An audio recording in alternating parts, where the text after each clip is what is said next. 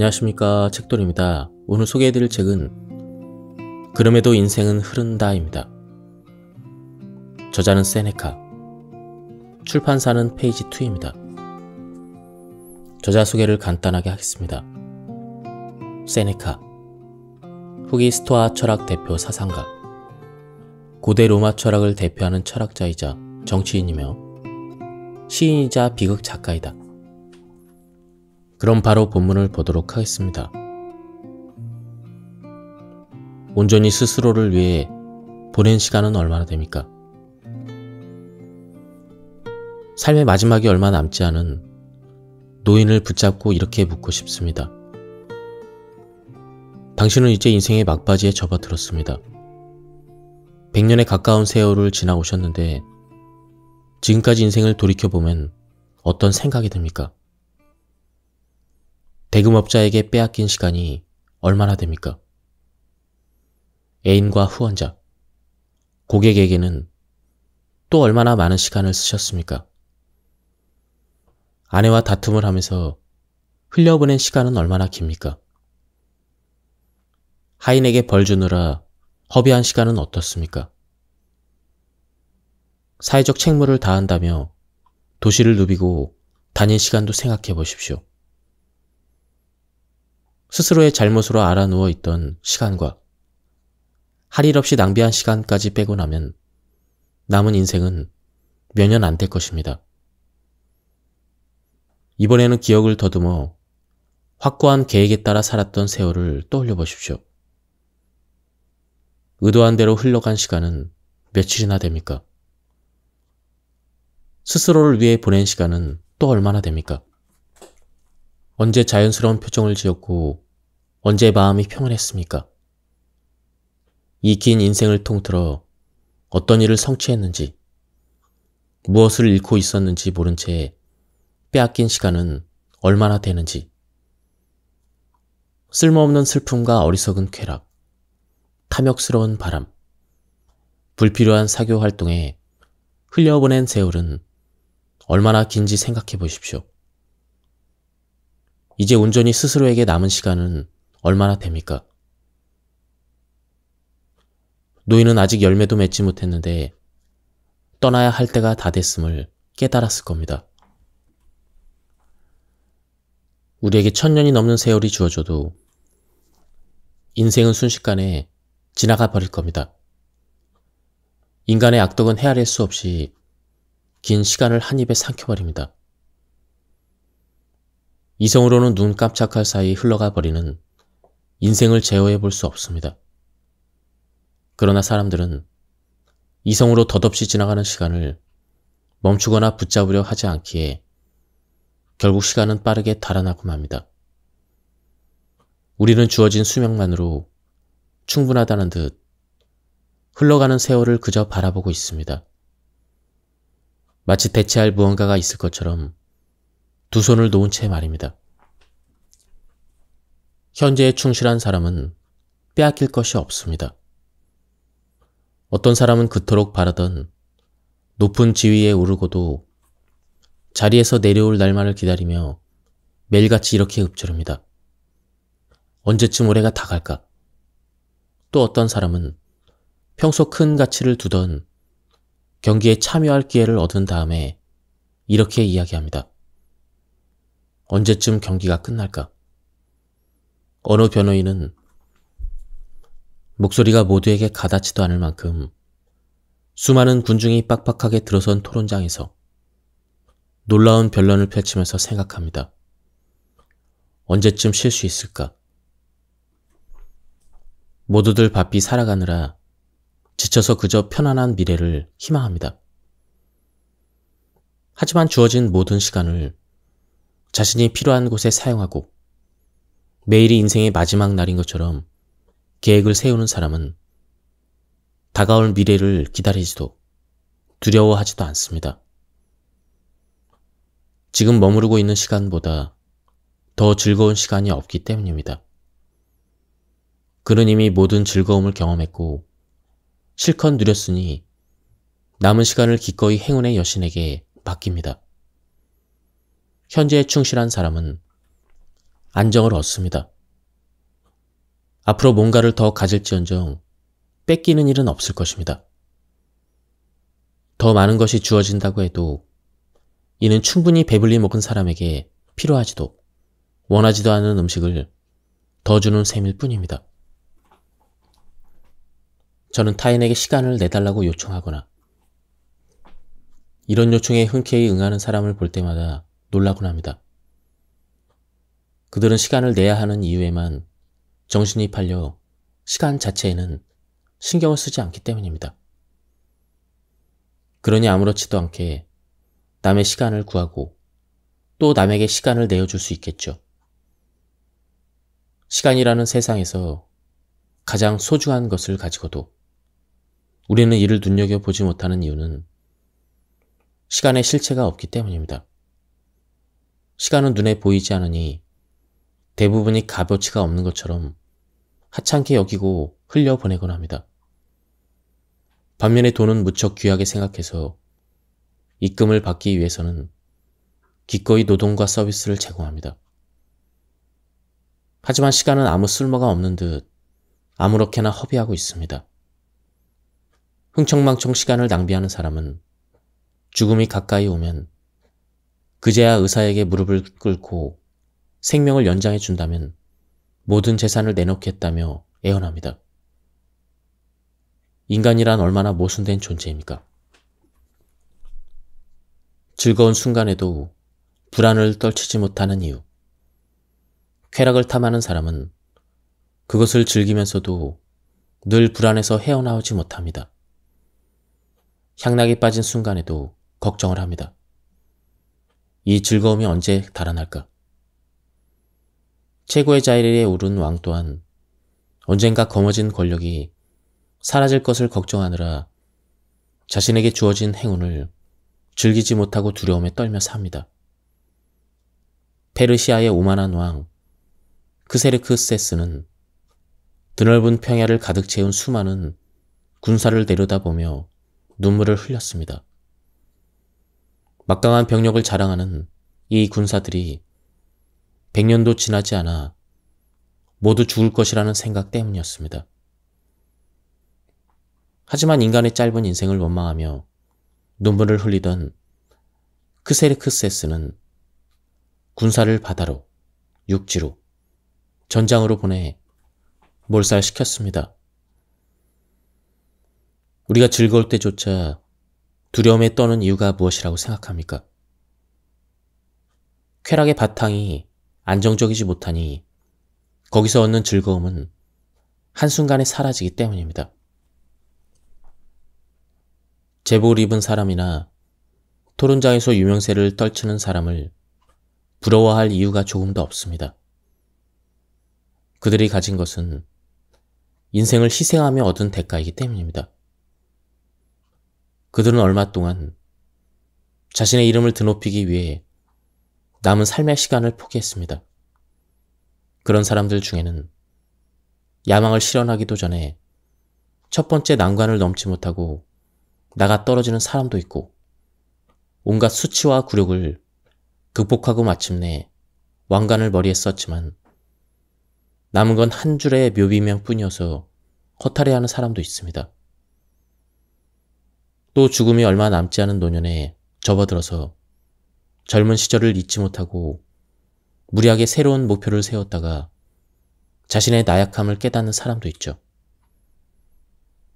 머리가 하얗게 센 변호사가 생판 모르는 사람을 변호하겠다고 재판장의 한가운데 서서 무지한 청중의 박채갈수를 받기 위해 열변을 토하다가 숨을 거둔다면 그보다 수치스러운 죽음이 있겠습니까? 잘못된 지향점 때문에 힘에 부친 임무를 수행하려다 쓰러지는 일 또한 부끄럽습니다. 장부의 수입을 정리하다가 세상을 떠난 사람의 상속인이 유산을 보고 미소를 짓는다면 이 역시 수치스러운 죽음이 아니겠습니까?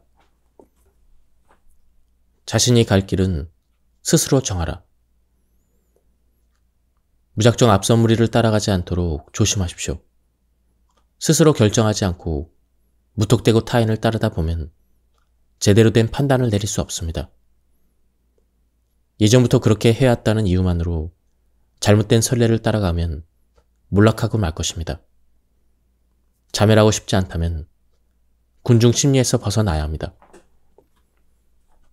하지만 군중은 실수를 인정하기 싫어하니 논리를 들고 나와서 시비를 걸 것입니다. 선거에서도 같은 현상이 늘 나타납니다. 민심은 변덕스러워서 투표가 끝나면 대중은 자신이 뽑아놓은 후보를 비난하곤 합니다. 현명한 지도자, 바람직한 행정관이 될 사람이라며 제 손으로 골라놓고는 헐뜯는 일이 빈번합니다. 왜들 이런 일이 일어날까요? 이는 스스로 내린 결정이 아니라 군중 심리에 휩싸여 무작정 다수의 의견에 동조한 결과입니다. 당신을 부러워하는 사람을 경계하세요. 저는 저의 뛰어난 재능을 뽐내려고 갖은 애를 쏘았습니다. 그런데 이는 오히려 적의 화살을 유도하는 표적이 되었습니다. 저를 시기하는 자에게 약점을 드러낸 셈이 되었습니다. 혹시 주변에 당신의 말에 찬사를 보내고 당신의 부를 탐내고 당신의 환심을 사려 애쓰고 당신의 능력을 칭송하는 사람이 있습니까? 당신의 적이거나 적이 될 수도 있는 사람들입니다.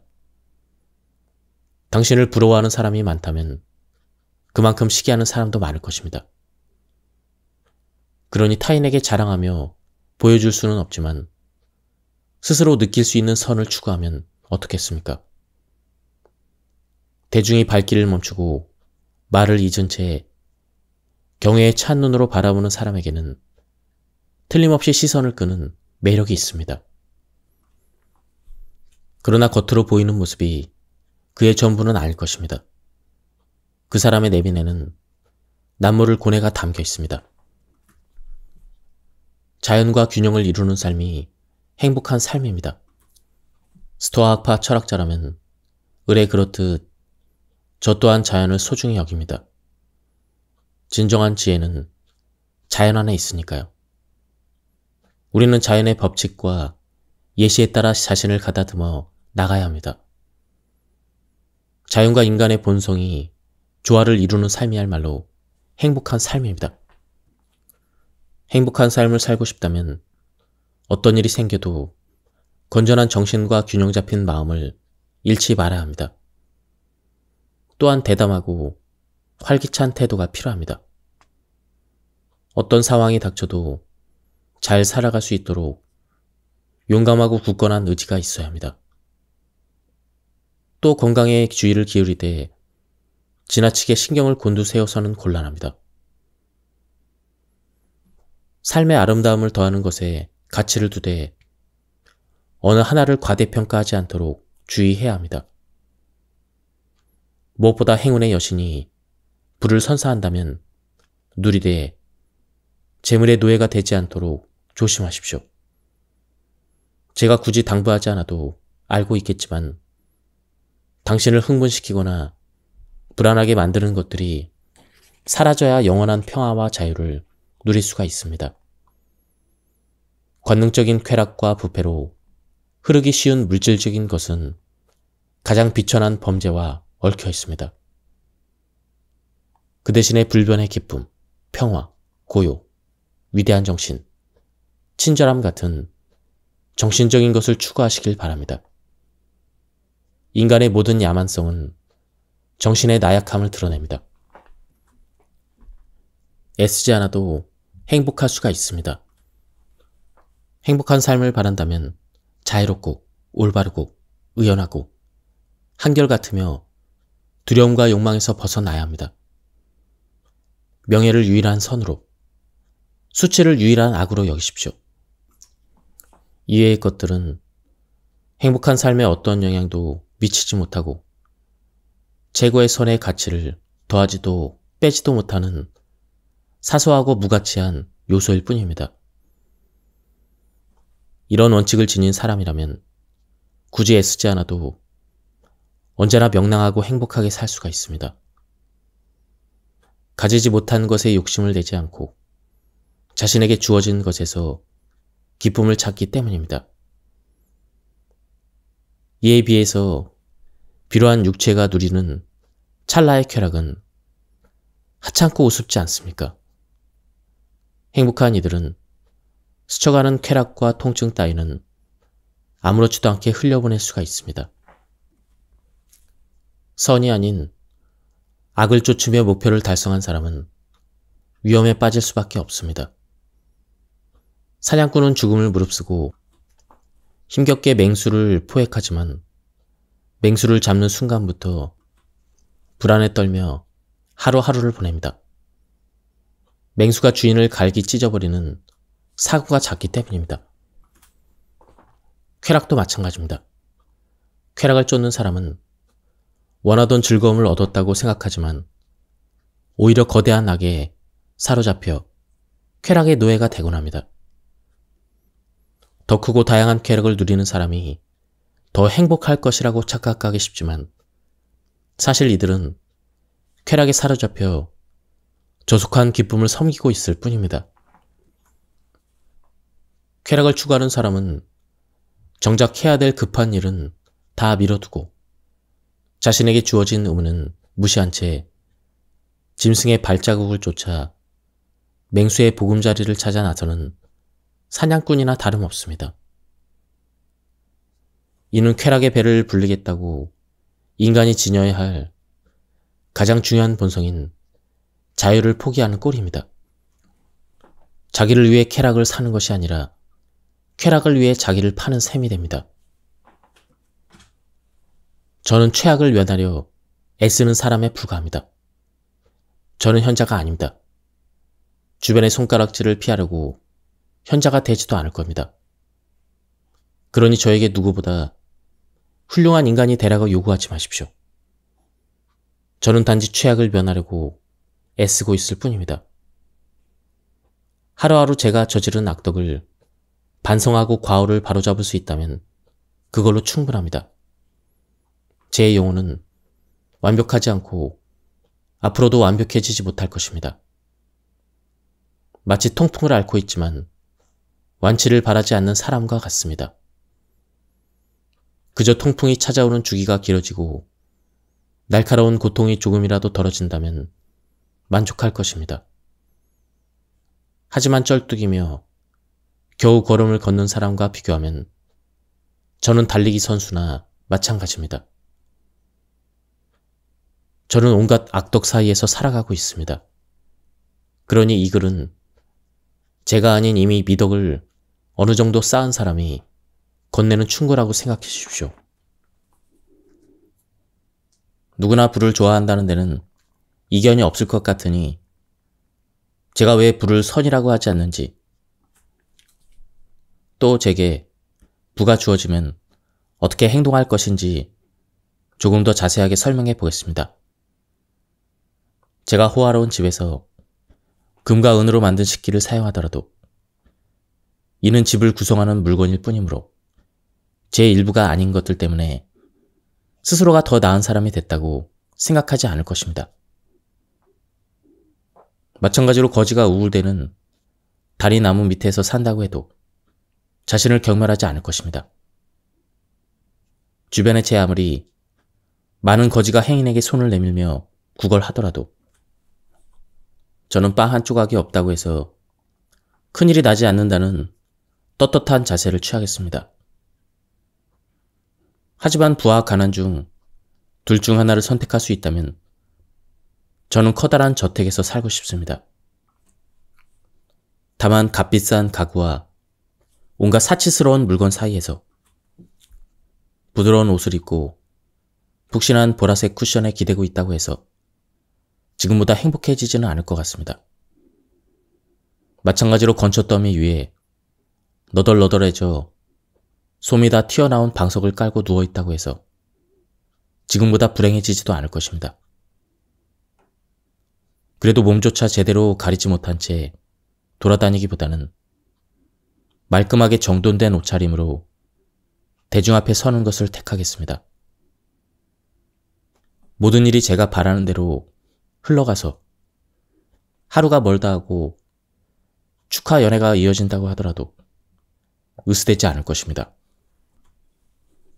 반대로 되는 일이 하나도 없이 손해를 보는 슬픈 날이 계속되더라도 스스로를 비참하게 여기거나 저에게 주어진 상황을 저주하지 않을 것입니다. 이처럼 인생이 잘 풀리지 않을 때 온갖 공격과 갈등에도 꿈쩍하지 않도록 불운한 날을 대비할 수가 있습니다. 위험이 언제든 찾아올 수 있음을 아는 것. 어리석은 자와 현명한 자의 사이에는 어떤 차이가 있습니까? 현자와 우자 사이에는 하늘과 땅만큼의 차이가 있습니다. 현명한 사람은 불을 노예로 삼지만 어리석은 사람은 불을 주인으로 섬깁니다. 현명한 사람은 금은 보화에 둘러싸여 있을 때도 빈곤이 찾아올 수 있다는 사실을 잊지 않지만 어리석은 사람은 자신에게 주어진 재산이 영원할 것처럼 쉽게 부에 익숙해지고 집착합니다. 훌륭한 장군은 평화로운 시절에도 긴장을 늦추지 않고 언제 터질지 모르는 전쟁에 대비합니다. 하지만 어리석은 자는 웅장한 자택을 지녔다는 사실에 우쭐해하면서 집이 불타거나 무너질 수 있다는 생각은 조금도 하지 않습니다. 불운이 언제나 자신을 비켜갈 것이라 믿으며 위험이 닥칠 수 있다는 염려는 미룬 채 불을 즐기는데 온통 정신이 팔려 있습니다. 잃을 것이 없는 사람이 행복합니다. 인간이 근심에 시달리는 가장 큰 원인인 재물에 대해서 이야기해 보겠습니다. 죽음, 질병, 공포, 욕구, 인내, 고통. 노동과 같이 인간을 괴롭히는 그 어떤 문제보다 재물이 주는 괴로움이 훨씬 큽니다. 먼저 당신은 가졌던 재물을 잃으니 애초에 가지지 못하는 편이 차라리 덜 괴롭다는 사실을 유념해야 합니다. 가난한 사람일수록 잃을 것이 적으므로 오히려 괴로울 일이 적습니다. 부자는 돈이 많으니 잃어도 의연할 것이라 생각한다면 착각입니다. 몸집이 크나 작으나 상처가 쓰라린 것은 마찬가지입니다. 비호는 머리가 벗겨진 사람이나 숱이 풍성한 사람이나 머리카락을 뽑으면 아프기는 매 한 가지라고 비유했습니다. 이는 돈이 많은 사람과 적은 사람에게도 똑같이 적용됩니다. 부자든 빈자든 돈에 단단히 묶여있기는 매 한 가지고 돈을 잃을 때 아프지 않을 수는 없습니다. 하지만 앞서 말했듯 재물을 잃는 것보다는 벌어오지 못한 것이 그나마 견디기 수월합니다. 행운의 여신에게 버림받은 사람보다 행운이 애초에 따르지 않는 사람이 즐겁게 사는 경우를 어렵지 않게 볼 수가 있습니다. 위대한 디오게네스는 일찍이 이를 깨닫고 소유하지 않는 삶을 택했죠. 이렇게 불안으로부터 자유로워진 상태에 불안이든 결핍이든 어떤 이름을 붙이든 상관없습니다. 무엇 하나 잃을 걱정이 없는 디오게네스야말로 행복한 사람이 아니겠습니까? 호시탐탐 남의 재물을 탐하는 강도와 도둑이 판치는 세상에서 아무런 근심 걱정이 없다면 이는 왕족이나 누릴 수 있는 특권입니다. 디오게네스가 행복하지 않다면 불멸을 누리는 신 또한 행복할 수 없을 것입니다.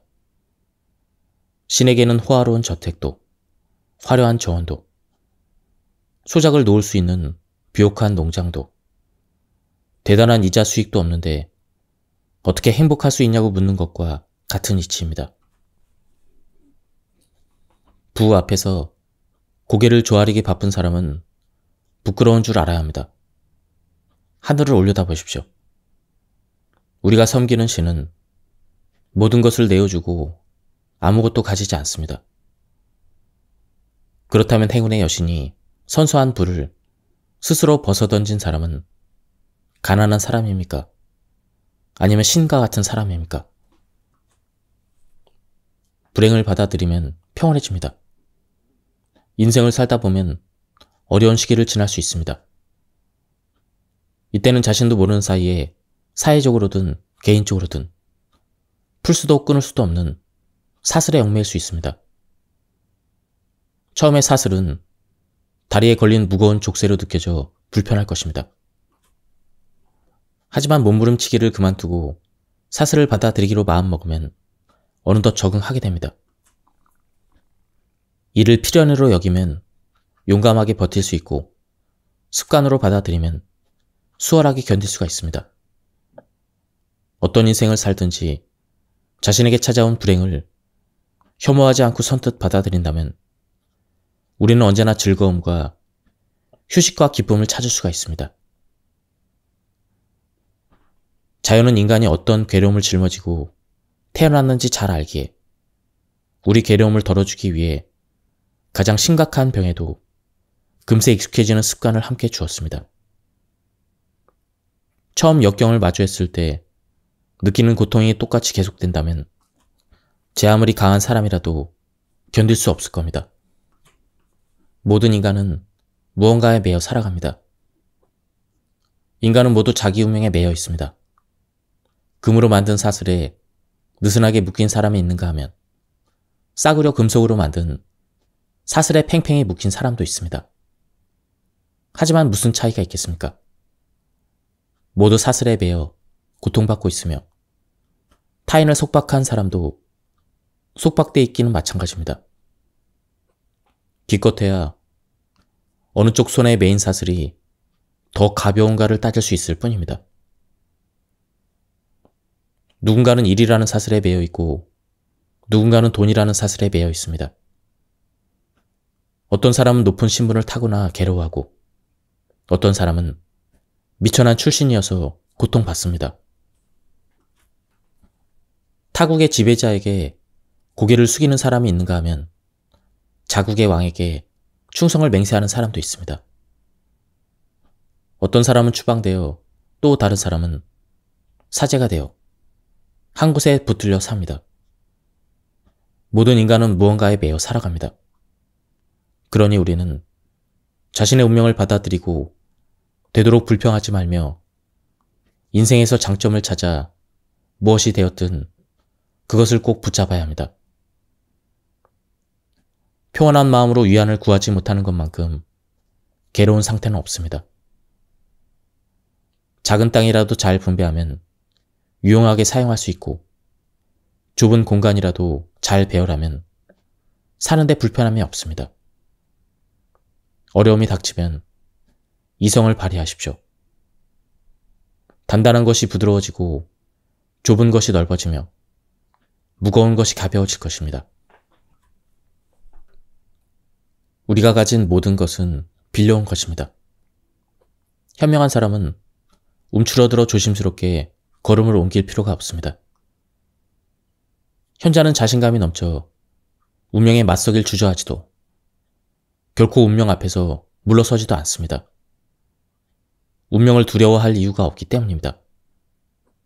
현자는 하인, 재산, 지위뿐만 아니라 몸과 눈과 손, 인생을 소중하게 만드는 온갖 가치, 심지어 자기 자신까지도 빌려온 것처럼 살다가 돌려줄 때가 되면 무덤덤하게 자신이 가진 모든 것을 내놓을 것입니다. 물론 그 무엇도 자신의 소유가 아니라는 사실을 알고 있다고 해서 스스로를 가치가 없다고 여기지는 않습니다. 오히려 신실한 사람이 타인이 맡긴 재산을 소중히 돌보듯 자신에게 주어진 의무를 성실하고 신중하게 수행합니다. 빌려 쓴 모든 것을 흔쾌히 돌려드리겠습니다. 운명이 불쑥 나타나 빌려준 것을 내놓으라고 하면 현자는 운명에 맞서 싸우기는커녕 이렇게 대답할 것입니다. 지금까지 내가 누린 것에 감사하다는 인사를 전하오. 나는 그대가 빌려준 재산을 요긴하게 사용해왔지만 주인이 돌려달라고 하니 감사한 마음으로 흔쾌히 내가 가진 것을 내놓겠소. 그중 내가 갖길 원하는 것이 있다면 계속해서 잘 지킬 테요. 하지만 그럴 생각이 없기에 나는 은식기와 은화, 나의 집과 하인까지 모두 돌려주겠소. 이와 같이 운명이 우리에게 빌려준 것을 돌려달라고 한다면 이렇게 말해야 할 것입니다. 처음 빌렸을 때보다 더 나은 영혼을 돌려줄 수 있어서 다행이오. 나는 다투거나 도망갈 생각이 없소. 그대가 빌려준 것을 흔쾌히 내놓을 준비는 이미 마쳤으니 어서 가져가시오. 죽음은 예정된 일입니다. 죽음을 두려워하는 사람은 결코 가치 있는 삶을 살 수 없습니다. 반면 잉태되는 순간 죽을 운명을 타고났다는 사실을 이해한 사람은 자신에게 주어진 인생을 겸허히 받아들입니다. 이들은 강인한 정신을 지녔기에 예상하지 못한 일을 겪어도 충격을 받거나 당황하지 않습니다. 언젠가 삶의 재난이 다가올 거라고 내다보고 있었기 때문입니다. 이미 마음의 준비를 끝낸 사람이라면 재난이 대수롭지 않게 느껴지겠지만 장밋빛 미래만 그리던 사람이라면 견디기 힘들 것입니다. 자연은 인간을 무질서 속에 가둬놓습니다. 그러니 질병이든 투옥이든 재해든 화재든 불시에 닥치는 재난은 없습니다. 제 이웃에게도 죽은 이를 슬퍼하며 울부짖는 소리가 자주 울려 퍼졌습니다. 그럴 때면 횃불과 촛불을 앞세운 장내 행렬이 집 앞을 지나갔습니다. 지척에서 건물이 무너지는 소리가 들릴 때도 있었습니다. 광장과 원론에서 대화를 나누며 교류했던 사람을 한순간에 죽음으로 빼앗긴 적도 있습니다. 그리고 우정을 맹세하며 맞잡은 손이 죽음으로 갈라진 일도 적지 않았습니다. 그러니 늘 주위를 맴돌던 위험이 저에게 닥친다고 해도 놀랄만한 일이 아닙니다. 누군가에게 일어날 수 있는 일은 누구에게나 일어날 수가 있다. 이를 마음속 깊이 새기십시오. 다른 사람에게 닥친 불행이 언제든 당신에게도 닥칠 수 있음을 명심한 사람은 운명에 공격당하기 전에 무장할 수가 있습니다. 이미 위험이 닥친 후에 대비하려고 하면 때는 이미 늦습니다. 그럼에도 이런 일이 일어날 줄은 몰랐다. 이렇게 한탄하거나 어떻게 이런 일이 일어날 수가 있지? 이렇게 반문하는 사람이 있습니다. 하지만 이런 일이 일어나지 않으리라는 법이 어디 있겠습니까? 부의 뒷꽁무니에는 항상 궁핍과 굶주림과 빈곤이 따라붙고 명예는 언제나 수천 가지 오명과 악평이 뒤따릅니다. 모든 왕국은 언젠가 파멸을 맞이하니 왕자에 앉아 있었던 이가 다음 왕 앞에 무릎 꿇는 일 또한 한순간입니다. 인생의 모든 국면은 변화하기 마련이며 누군가에게 일어난 일은 나에게도 일어날 수 있음을 명심해야 합니다. 현자에게는 예상치 못한 일이 일어나지 않습니다. 현자에게 예상치 못한 일은 일어나지 않습니다. 현자는 늘 앞날을 내다보며 미래를 섣불리 확신하지 않기 때문입니다. 현자라고 인간의 운명에서 자유로울 수는 없습니다. 단지 인간이 저지르는 실수에서 자유로울 뿐입니다. 즉, 모든 일이 원하는 대로 흘러가지는 않지만 자신이 생각한 대로 이루어집니다. 현자는 일을 시작하기 전에 가장 먼저 자신이 세운 계획에 차질이 생길 수도 있다는 전제를 합니다. 이렇듯 성공을 확신하지 않으면 소망이 이루어지지 않더라도 그 고통을 훨씬 수월하게 견딜 수가 있습니다. 고통을 줄이고 싶다면 이미 세워둔 계획에 지나치게 집착하지 않고 상황에 맞춰 유연하게 목표와 위치를 조정할 줄 알아야 합니다. 스스로를 믿고 좋아하고 존중하십시오.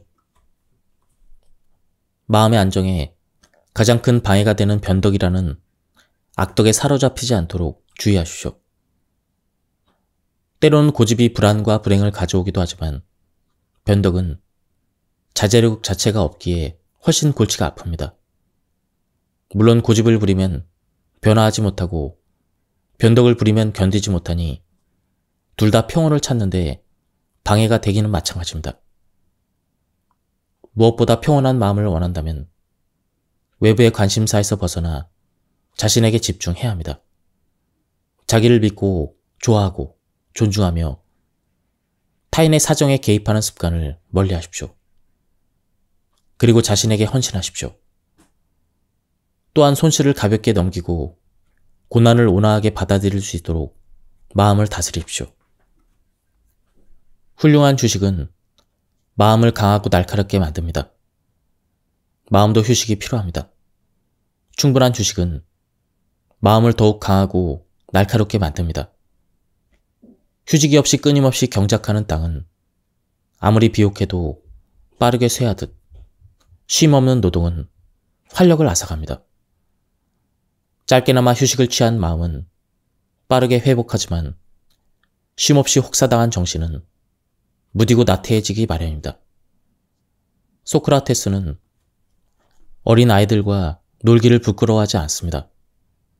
그리고 카토는 나란 일을 돌보느라 지친 마음을 술로 달랬습니다. 스키피오는 음악에 맞춰 승전한 장군의 면모를 뽐내며 춤을 췄습니다. 최근 여성보다 더욱 간드러진 걸음걸이로 관능적이게 몸을 흔드는 남성들을 자주 보는데 스키피오의 몸짓은 이와 달랐습니다. 그는 과거 경기나 축제에 참여한 남성이 그랬듯 적이 보이더라도 위험을 잃지 않을 만큼 당당했습니다. 인간이 오락과 운동을 하는 이유는 즐거움을 얻기 위해서입니다. 하지만 운동과 오락이 지나치면 정신이 온통 쾌락에 빠져서 마음이 지탱하는 힘을 잃습니다. 수면 또한 꼭 챙겨야 될 휴식이지만 밤낮 없이 이어지는 잠은 죽음과 같습니다. 긴장을 풀되 아예 없애서는 안 됩니다. 지금까지 마음의 평정을 유지하고 회복하는 방법과 악독에 저항하는 방법을 이야기했습니다. 마지막으로 한 가지만 명심하십시오. 마음을 꾸준히 헌신적으로 돌보지 않는다면 앞서 언급한 어떤 방법으로도 나약한 평정을 지킬 수 없습니다. 그러니 자기 마음을 잘 돌보십시오. 지금까지 이 책에 대한 리뷰를 모두 마쳤습니다. 이 책은 스토아 학파의 철학자인 세네카의 명저들의 핵심적인 내용만 뽑아서 정리해 놓은 책입니다. 현대적인 관점에 맞게 이해하기 쉽게 잘 쓴 그런 책이었습니다. 가독성도 굉장히 좋았습니다. 이 책에서는 우리 수명이 짧은 것이 아니라 인생의 시간을 너무 많이 허비하는데 문제가 있다고 얘기해주고 있습니다. 한번 책을 구해서 읽어보실 것을 추천드립니다. 여기서 리뷰를 마치도록 하겠습니다. 감사합니다. 안녕하십니까, 책돌입니다. 오늘 소개해드릴 책은 그럼에도 인생은 흐른다입니다. 저자는 세네카, 출판사는 페이지 2입니다. 저자 소개를 간단하게 하겠습니다. 세네카, 후기 스토아 철학 대표 사상가, 고대 로마 철학을 대표하는 철학자이자 정치인이며 시인이자 비극 작가이다. 그럼 바로 본문을 보도록 하겠습니다. 온전히 스스로를 위해 보낸 시간은 얼마나 됩니까? 삶의 마지막이 얼마 남지 않은 노인을 붙잡고 이렇게 묻고 싶습니다. 당신은 이제 인생의 막바지에 접어들었습니다. 100년에 가까운 세월을 지나오셨는데 지금까지 인생을 돌이켜보면 어떤 생각이 듭니까? 대금업자에게 빼앗긴 시간이 얼마나 됩니까? 애인과 후원자, 고객에게는 또 얼마나 많은 시간을 쓰셨습니까? 아내와 다툼을 하면서 흘려보낸 시간은 얼마나 깁니까? 하인에게 벌 주느라 허비한 시간은 어떻습니까? 사회적 책무를 다한다며 도시를 누비고 다닌 시간도 생각해 보십시오. 스스로의 잘못으로 알아 누워 있던 시간과 할 일 없이 낭비한 시간까지 빼고 나면 남은 인생은 몇 년 안 될 것입니다. 이번에는 기억을 더듬어 확고한 계획에 따라 살았던 세월을 떠올려 보십시오. 의도한 대로 흘러간 시간은 며칠이나 됩니까? 스스로를 위해 보낸 시간은 또 얼마나 됩니까? 언제 자연스러운 표정을 지었고 언제 마음이 평온했습니까? 이 긴 인생을 통틀어 어떤 일을 성취했는지, 무엇을 잃고 있었는지 모른 채 빼앗긴 시간은 얼마나 되는지, 쓸모없는 슬픔과 어리석은 쾌락, 탐욕스러운 바람, 불필요한 사교 활동에 흘려보낸 세월은 얼마나 긴지 생각해 보십시오. 이제 온전히 스스로에게 남은 시간은 얼마나 됩니까? 노인은 아직 열매도 맺지 못했는데 떠나야 할 때가 다 됐음을 깨달았을 겁니다. 우리에게 1000년이 넘는 세월이 주어져도 인생은 순식간에 지나가 버릴 겁니다. 인간의 악덕은 헤아릴 수 없이 긴 시간을 한 입에 삼켜버립니다. 이성으로는 눈 깜짝할 사이 흘러가 버리는 인생을 제어해 볼 수 없습니다. 그러나 사람들은 이성으로 덧없이 지나가는 시간을 멈추거나 붙잡으려 하지 않기에 결국 시간은 빠르게 달아나고 맙니다. 우리는 주어진 수명만으로 충분하다는 듯 흘러가는 세월을 그저 바라보고 있습니다. 마치 대체할 무언가가 있을 것처럼 두 손을 놓은 채 말입니다. 현재에 충실한 사람은 빼앗길 것이 없습니다. 어떤 사람은 그토록 바라던 높은 지위에 오르고도 자리에서 내려올 날만을 기다리며 매일같이 이렇게 읊조립니다. 언제쯤 올해가 다 갈까? 또 어떤 사람은 평소 큰 가치를 두던 경기에 참여할 기회를 얻은 다음에 이렇게 이야기합니다. 언제쯤 경기가 끝날까? 어느 변호인은 목소리가 모두에게 가닿지도 않을 만큼 수많은 군중이 빡빡하게 들어선 토론장에서 놀라운 변론을 펼치면서 생각합니다. 언제쯤 쉴 수 있을까?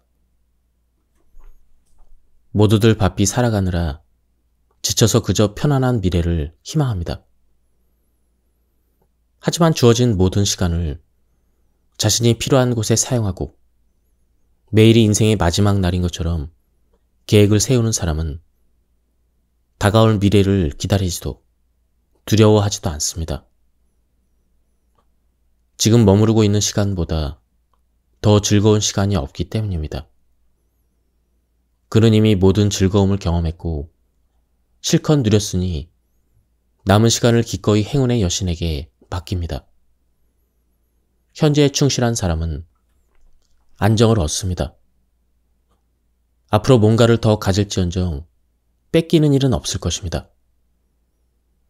더 많은 것이 주어진다고 해도 이는 충분히 배불리 먹은 사람에게 필요하지도 원하지도 않은 음식을 더 주는 셈일 뿐입니다.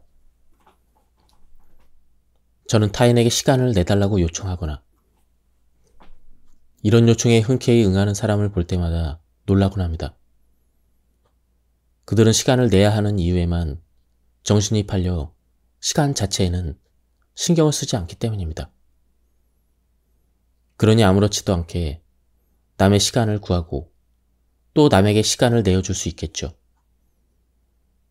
시간이라는 세상에서 가장 소중한 것을 가지고도 우리는 이를 눈여겨보지 못하는 이유는 시간의 실체가 없기 때문입니다. 시간은 눈에 보이지 않으니 대부분이 값어치가 없는 것처럼 하찮게 여기고 흘려보내곤 합니다. 반면에 돈은 무척 귀하게 생각해서 입금을 받기 위해서는 기꺼이 노동과 서비스를 제공합니다. 하지만 시간은 아무 쓸모가 없는 듯 아무렇게나 허비하고 있습니다. 흥청망청 시간을 낭비하는 사람은 죽음이 가까이 오면 그제야 의사에게 무릎을 꿇고 생명을 연장해 준다면 모든 재산을 내놓겠다며 애원합니다. 인간이란 얼마나 모순된 존재입니까? 즐거운 순간에도 불안을 떨치지 못하는 이유. 쾌락을 탐하는 사람은 그것을 즐기면서도 늘 불안해서 헤어나오지 못합니다. 향락에 빠진 순간에도 걱정을 합니다. 이 즐거움이 언제 달아날까? 최고의 자리에 오른 왕 또한 언젠가 거머쥔 권력이 사라질 것을 걱정하느라 자신에게 주어진 행운을 즐기지 못하고 두려움에 떨며 삽니다. 페르시아의 오만한 왕 크세르크세스는 드넓은 평야를 가득 채운 수많은 군사를 내려다보며 눈물을 흘렸습니다. 막강한 병력을 자랑하는 이 군사들이 100년도 지나지 않아 모두 죽을 것이라는 생각 때문이었습니다. 하지만 인간의 짧은 인생을 원망하며 눈물을 흘리던 크세르크세스는 군사를 바다로, 육지로, 전장으로 보내 몰살시켰습니다. 우리가 즐거울 때조차 두려움에 떠는 이유가 무엇이라고 생각합니까? 쾌락의 바탕이 안정적이지 못하니 거기서 얻는 즐거움은 한순간에 사라지기 때문입니다. 제복을 입은 사람이나 토론장에서 유명세를 떨치는 사람을 부러워할 이유가 조금도 없습니다. 그들이 가진 것은 인생을 희생하며 얻은 대가이기 때문입니다. 그들은 얼마 동안 자신의 이름을 드높이기 위해 남은 삶의 시간을 포기했습니다. 그런 사람들 중에는 야망을 실현하기도 전에 첫 번째 난관을 넘지 못하고 나가 떨어지는 사람도 있고 온갖 수치와 굴욕을 극복하고 마침내 왕관을 머리에 썼지만 남은 건 한 줄의 묘비명 뿐이어서 허탈해하는 사람도 있습니다. 또 죽음이 얼마 남지 않은 노년에 접어들어서 젊은 시절을 잊지 못하고 무리하게 새로운 목표를 세웠다가 자신의 나약함을 깨닫는 사람도 있죠. 머리가 하얗게 센 변호사가 생판 모르는 사람을 변호하겠다고 재판장의 한가운데 서서 무지한 청중의 박채갈수를 받기 위해 열변을 토하다가 숨을 거둔다면 그보다 수치스러운 죽음이 있겠습니까? 잘못된 지향점 때문에 힘에 부친 임무를 수행하려다 쓰러지는 일 또한 부끄럽습니다. 장부의 수입을 정리하다가 세상을 떠난 사람의 상속인이 유산을 보고 미소를 짓는다면 이 역시 수치스러운 죽음이 아니겠습니까? 자신이 갈 길은 스스로 정하라. 무작정 앞선 무리를 따라가지 않도록 조심하십시오. 스스로 결정하지 않고 무턱대고 타인을 따르다 보면 제대로 된 판단을 내릴 수 없습니다. 예전부터 그렇게 해왔다는 이유만으로 잘못된 선례를 따라가면 몰락하고 말 것입니다. 자멸하고 싶지 않다면 군중 심리에서 벗어나야 합니다.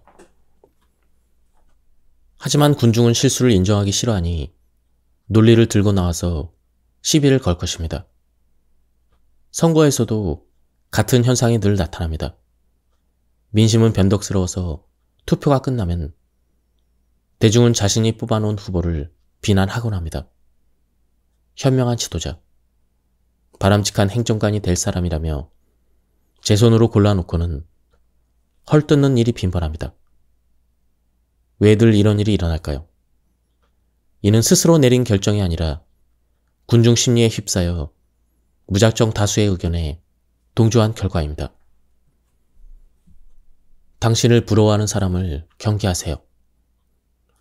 저는 저의 뛰어난 재능을 뽐내려고 갖은 애를 쏘았습니다. 그런데 이는 오히려 적의 화살을 유도하는 표적이 되었습니다. 저를 시기하는 자에게 약점을 드러낸 셈이 되었습니다. 혹시 주변에 당신의 말에 찬사를 보내고 당신의 부를 탐내고 당신의 환심을 사려 애쓰고 당신의 능력을 칭송하는 사람이 있습니까? 당신의 적이거나 적이 될 수도 있는 사람들입니다. 당신을 부러워하는 사람이 많다면 그만큼 시기하는 사람도 많을 것입니다. 그러니 타인에게 자랑하며 보여줄 수는 없지만 스스로 느낄 수 있는 선을 추구하면 어떻겠습니까? 대중이 발길을 멈추고 말을 잊은 채 경외에 찬 눈으로 바라보는 사람에게는 틀림없이 시선을 끄는 매력이 있습니다. 그러나 겉으로 보이는 모습이 그의 전부는 아닐 것입니다. 그 사람의 내면에는 남모를 고뇌가 담겨 있습니다. 자연과 균형을 이루는 삶이 행복한 삶입니다. 스토아학파 철학자라면 을에 그렇듯 저 또한 자연을 소중히 여깁니다. 진정한 지혜는 자연 안에 있으니까요. 우리는 자연의 법칙과 예시에 따라 자신을 가다듬어 나가야 합니다. 자연과 인간의 본성이 조화를 이루는 삶이야말로 행복한 삶입니다. 행복한 삶을 살고 싶다면 어떤 일이 생겨도 건전한 정신과 균형 잡힌 마음을 잃지 말아야 합니다. 또한 대담하고 활기찬 태도가 필요합니다.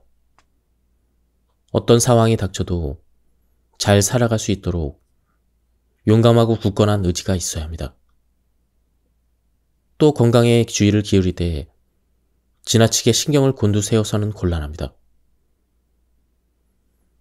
삶의 아름다움을 더하는 것에 가치를 두되 어느 하나를 과대평가하지 않도록 주의해야 합니다. 무엇보다 행운의 여신이 부를 선사한다면 누리되 재물의 노예가 되지 않도록 조심하십시오.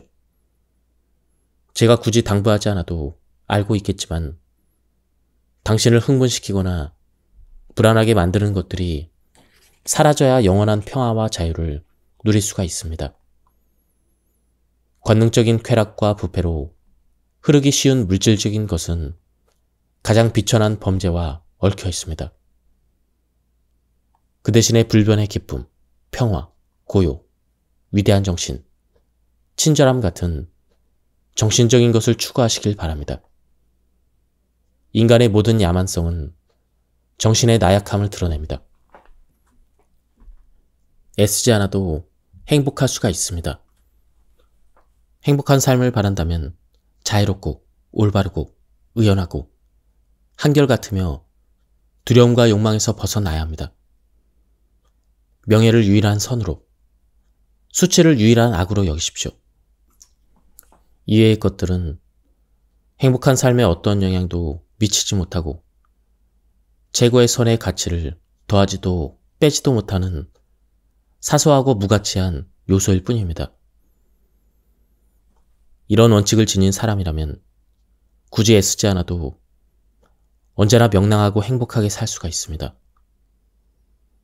가지지 못한 것에 욕심을 내지 않고 자신에게 주어진 것에서 기쁨을 찾기 때문입니다.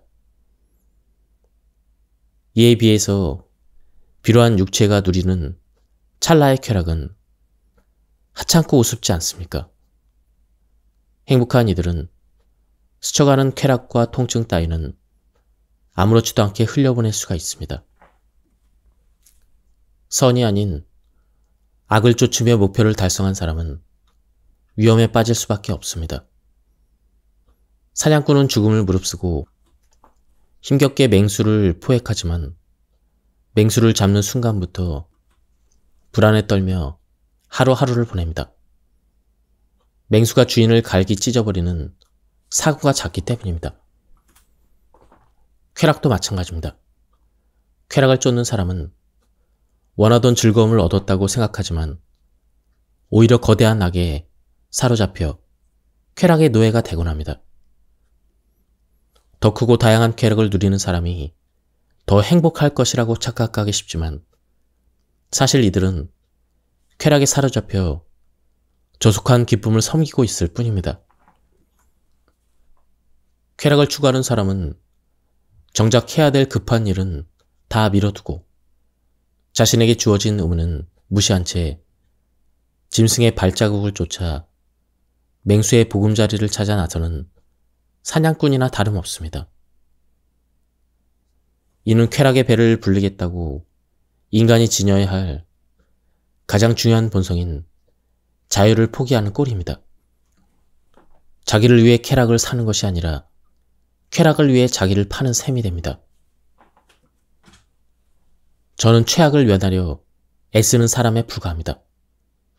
저는 현자가 아닙니다. 주변의 손가락질을 피하려고 현자가 되지도 않을 겁니다.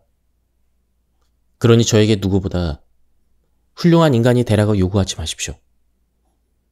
저는 단지 최악을 면하려고 애쓰고 있을 뿐입니다. 하루하루 제가 저지른 악덕을 반성하고 과오를 바로잡을 수 있다면 그걸로 충분합니다. 제 영혼은 완벽하지 않고 앞으로도 완벽해지지 못할 것입니다. 마치 통풍을 앓고 있지만 완치를 바라지 않는 사람과 같습니다.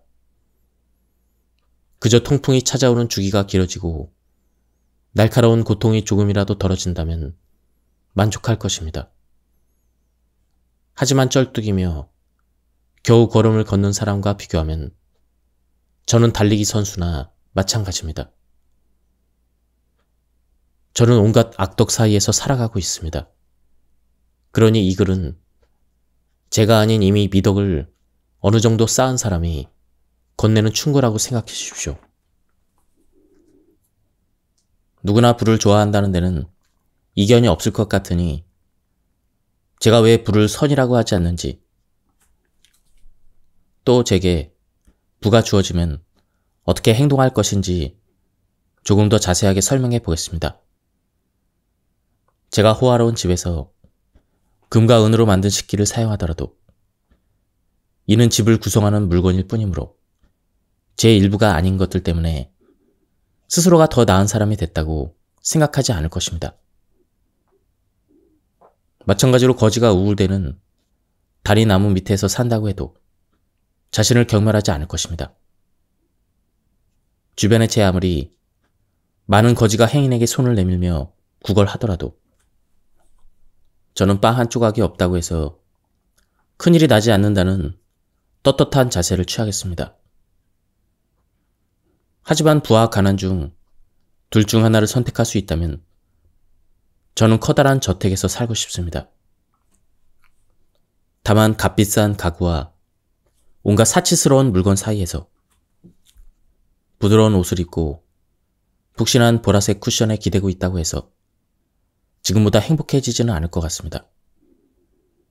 마찬가지로 건초더미 위에 너덜너덜해져 솜이 다 튀어나온 방석을 깔고 누워있다고 해서 지금보다 불행해지지도 않을 것입니다. 그래도 몸조차 제대로 가리지 못한 채 돌아다니기보다는 말끔하게 정돈된 옷차림으로 대중 앞에 서는 것을 택하겠습니다. 모든 일이 제가 바라는 대로 흘러가서 하루가 멀다 하고 축하 연애가 이어진다고 하더라도 으스대지 않을 것입니다. 반대로 되는 일이 하나도 없이 손해를 보는 슬픈 날이 계속되더라도 스스로를 비참하게 여기거나 저에게 주어진 상황을 저주하지 않을 것입니다.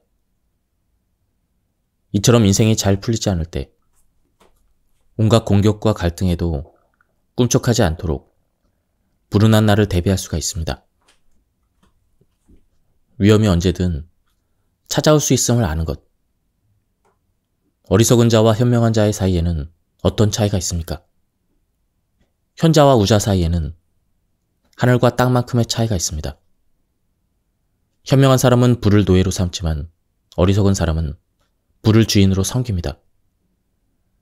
현명한 사람은 금은 보화에 둘러싸여 있을 때도 빈곤이 찾아올 수 있다는 사실을 잊지 않지만 어리석은 사람은 자신에게 주어진 재산이 영원할 것처럼 쉽게 부에 익숙해지고 집착합니다.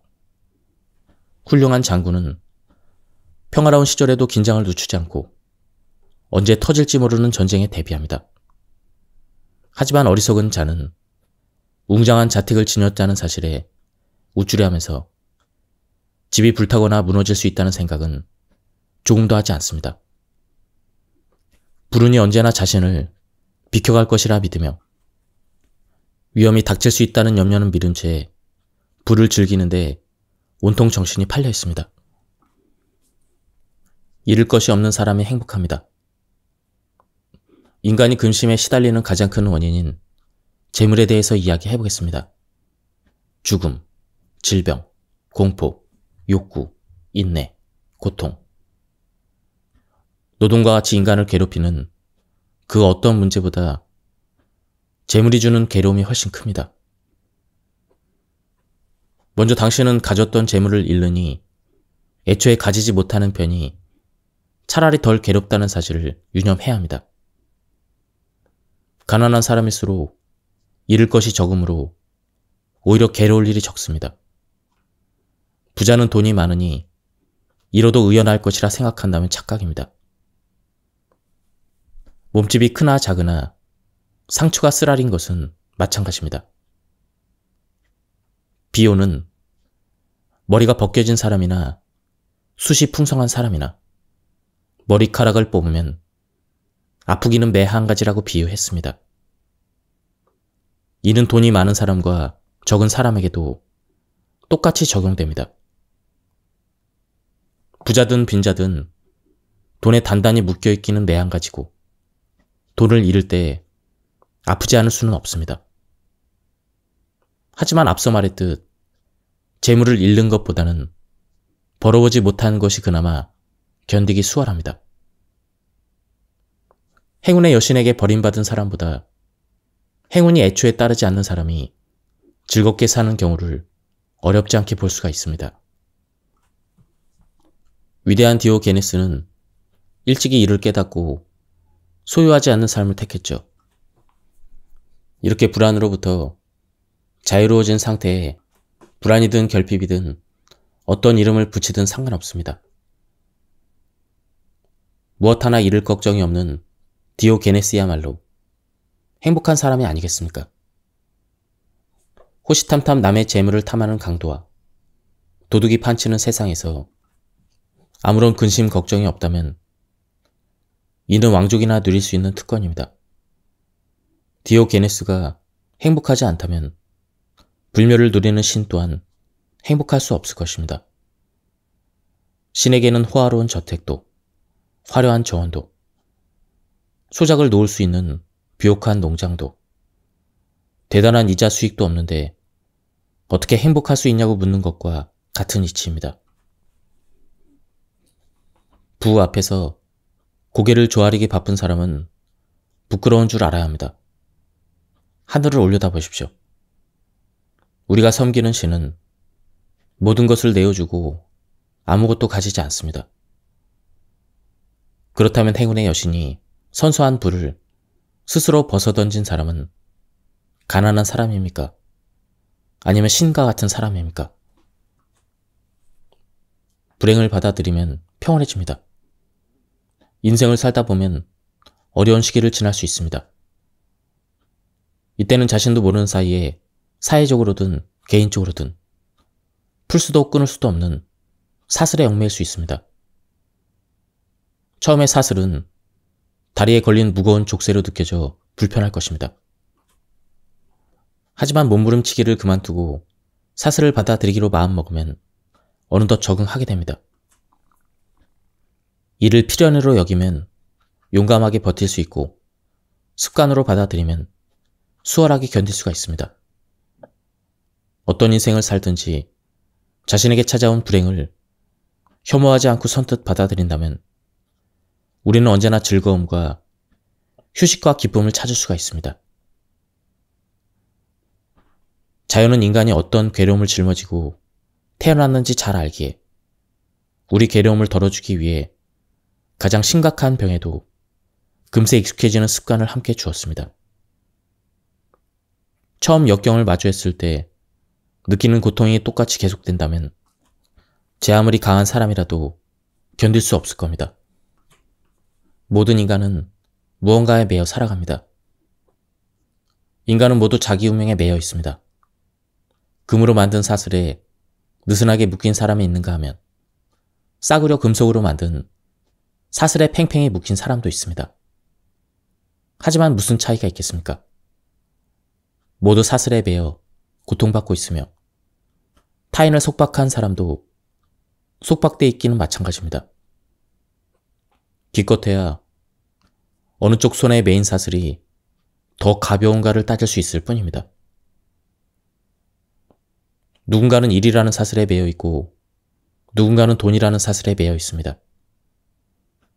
어떤 사람은 높은 신분을 타거나 괴로워하고 어떤 사람은 미천한 출신이어서 고통받습니다. 타국의 지배자에게 고개를 숙이는 사람이 있는가 하면 자국의 왕에게 충성을 맹세하는 사람도 있습니다. 어떤 사람은 추방되어 또 다른 사람은 사제가 되어 한 곳에 붙들려 삽니다.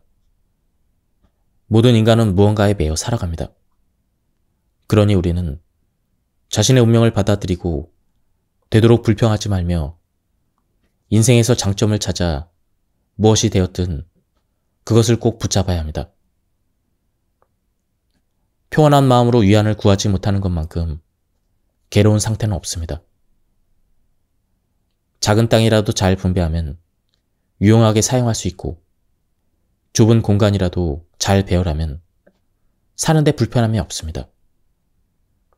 어려움이 닥치면 이성을 발휘하십시오. 단단한 것이 부드러워지고 좁은 것이 넓어지며 무거운 것이 가벼워질 것입니다. 우리가 가진 모든 것은 빌려온 것입니다. 현명한 사람은 움츠러들어 조심스럽게 걸음을 옮길 필요가 없습니다. 현자는 자신감이 넘쳐 운명에 맞서길 주저하지도 결코 운명 앞에서 물러서지도 않습니다. 운명을 두려워할 이유가 없기 때문입니다. 현자는 하인, 재산, 지위뿐만 아니라 몸과 눈과 손, 인생을 소중하게 만드는 온갖 가치, 심지어 자기 자신까지도 빌려온 것처럼 살다가 돌려줄 때가 되면 무덤덤하게 자신이 가진 모든 것을 내놓을 것입니다. 물론 그 무엇도 자신의 소유가 아니라는 사실을 알고 있다고 해서 스스로를 가치가 없다고 여기지는 않습니다. 오히려 신실한 사람이 타인이 맡긴 재산을 소중히 돌보듯 자신에게 주어진 의무를 성실하고 신중하게 수행합니다. 빌려 쓴 모든 것을 흔쾌히 돌려드리겠습니다. 운명이 불쑥 나타나 빌려준 것을 내놓으라고 하면 현자는 운명에 맞서 싸우기는커녕 이렇게 대답할 것입니다. 지금까지 내가 누린 것에 감사하다는 인사를 전하오. 나는 그대가 빌려준 재산을 요긴하게 사용해왔지만 주인이 돌려달라고 하니 감사한 마음으로 흔쾌히 내가 가진 것을 내놓겠소. 그중 내가 갖길 원하는 것이 있다면 계속해서 잘 지킬 테요. 하지만 그럴 생각이 없기에 나는 은식기와 은화, 나의 집과 하인까지 모두 돌려주겠소. 이와 같이 운명이 우리에게 빌려준 것을 돌려달라고 한다면 이렇게 말해야 할 것입니다. 처음 빌렸을 때보다 더 나은 영혼을 돌려줄 수 있어서 다행이요. 나는 다투거나 도망갈 생각이 없소. 그대가 빌려준 것을 흔쾌히 내놓을 준비는 이미 마쳤으니 어서 가져가시오. 죽음은 예정된 일입니다. 죽음을 두려워하는 사람은 결코 가치 있는 삶을 살 수 없습니다. 반면 잉태되는 순간 죽을 운명을 타고났다는 사실을 이해한 사람은 자신에게 주어진 인생을 겸허히 받아들입니다. 이들은 강인한 정신을 지녔기에 예상하지 못한 일을 겪어도 충격을 받거나 당황하지 않습니다. 언젠가 삶의 재난이 다가올 거라고 내다보고 있었기 때문입니다. 이미 마음의 준비를 끝낸 사람이라면 재난이 대수롭지 않게 느껴지겠지만 장밋빛 미래만 그리던 사람이라면 견디기 힘들 것입니다. 자연은 인간을 무질서 속에 가둬놓습니다. 그러니 질병이든 투옥이든 재해든 화재든 불시에 닥치는 재난은 없습니다. 제 이웃에게도 죽은 이를 슬퍼하며 울부짖는 소리가 자주 울려 퍼졌습니다. 그럴 때면 횃불과 촛불을 앞세운 장내 행렬이 집 앞을 지나갔습니다. 지척에서 건물이 무너지는 소리가 들릴 때도 있었습니다. 광장과 원론에서 대화를 나누며 교류했던 사람을 한순간에 죽음으로 빼앗긴 적도 있습니다. 그리고 우정을 맹세하며 맞잡은 손이 죽음으로 갈라진 일도 적지 않았습니다. 그러니 늘 주위를 맴돌던 위험이 저에게 닥친다고 해도 놀랄만한 일이 아닙니다. 누군가에게 일어날 수 있는 일은 누구에게나 일어날 수가 있다. 이를 마음속 깊이 새기십시오. 다른 사람에게 닥친 불행이 언제든 당신에게도 닥칠 수 있음을 명심한 사람은 운명에 공격당하기 전에 무장할 수가 있습니다. 이미 위험이 닥친 후에 대비하려고 하면 때는 이미 늦습니다. 그럼에도 이런 일이 일어날 줄은 몰랐다. 이렇게 한탄하거나 어떻게 이런 일이 일어날 수가 있지? 이렇게 반문하는 사람이 있습니다. 하지만 이런 일이 일어나지 않으리라는 법이 어디 있겠습니까? 부의 뒷꽁무니에는 항상 궁핍과 굶주림과 빈곤이 따라붙고 명예는 언제나 수천 가지 오명과 악평이 뒤따릅니다. 모든 왕국은 언젠가 파멸을 맞이하니 왕자에 앉아 있었던 이가 다음 왕 앞에 무릎 꿇는 일 또한 한순간입니다. 인생의 모든 국면은 변화하기 마련이며 누군가에게 일어난 일은 나에게도 일어날 수 있음을 명심해야 합니다. 현자에게는 예상치 못한 일이 일어나지 않습니다. 현자에게 예상치 못한 일은 일어나지 않습니다. 현자는 늘 앞날을 내다보며 미래를 섣불리 확신하지 않기 때문입니다. 현자라고 인간의 운명에서 자유로울 수는 없습니다. 단지 인간이 저지르는 실수에서 자유로울 뿐입니다. 즉, 모든 일이 원하는 대로 흘러가지는 않지만 자신이 생각한 대로 이루어집니다. 현자는 일을 시작하기 전에 가장 먼저 자신이 세운 계획에 차질이 생길 수도 있다는 전제를 합니다. 이렇듯 성공을 확신하지 않으면 소망이 이루어지지 않더라도 그 고통을 훨씬 수월하게 견딜 수가 있습니다. 고통을 줄이고 싶다면 이미 세워둔 계획에 지나치게 집착하지 않고 상황에 맞춰 유연하게 목표와 위치를 조정할 줄 알아야 합니다. 스스로를 믿고 좋아하고 존중하십시오. 마음의 안정에 가장 큰 방해가 되는 변덕이라는 악덕에 사로잡히지 않도록 주의하십시오. 때로는 고집이 불안과 불행을 가져오기도 하지만 변덕은 자제력 자체가 없기에 훨씬 골치가 아픕니다. 물론 고집을 부리면 변화하지 못하고 변덕을 부리면 견디지 못하니 둘 다 평온을 찾는데 방해가 되기는 마찬가지입니다. 무엇보다 평온한 마음을 원한다면 외부의 관심사에서 벗어나 자신에게 집중해야 합니다. 자기를 믿고 좋아하고 존중하며 타인의 사정에 개입하는 습관을 멀리하십시오. 그리고 자신에게 헌신하십시오. 또한 손실을 가볍게 넘기고 고난을 온화하게 받아들일 수 있도록 마음을 다스립시오. 훌륭한 주식은 마음을 강하고 날카롭게 만듭니다. 마음도 휴식이 필요합니다. 충분한 주식은 마음을 더욱 강하고 날카롭게 만듭니다. 휴식이 없이 끊임없이 경작하는 땅은 아무리 비옥해도 빠르게 쇠하듯 쉼없는 노동은 활력을 앗아갑니다. 짧게나마 휴식을 취한 마음은 빠르게 회복하지만 쉼없이 혹사당한 정신은 무디고 나태해지기 마련입니다. 소크라테스는 어린 아이들과 놀기를 부끄러워하지 않습니다. 그리고 카토는 나란 일을 돌보느라 지친 마음을 술로 달랬습니다. 스키피오는 음악에 맞춰 승전한 장군의 면모를 뽐내며 춤을 췄습니다. 최근 여성보다 더욱 간드러진 걸음걸이로 관능적이게 몸을 흔드는 남성들을 자주 보는데 스키피오의 몸짓은 이와 달랐습니다. 그는 과거 경기나 축제에 참여한 남성이 그랬듯 적이 보이더라도 위험을 잃지 않을 만큼 당당했습니다. 인간이 오락과 운동을 하는 이유는 즐거움을 얻기 위해서입니다.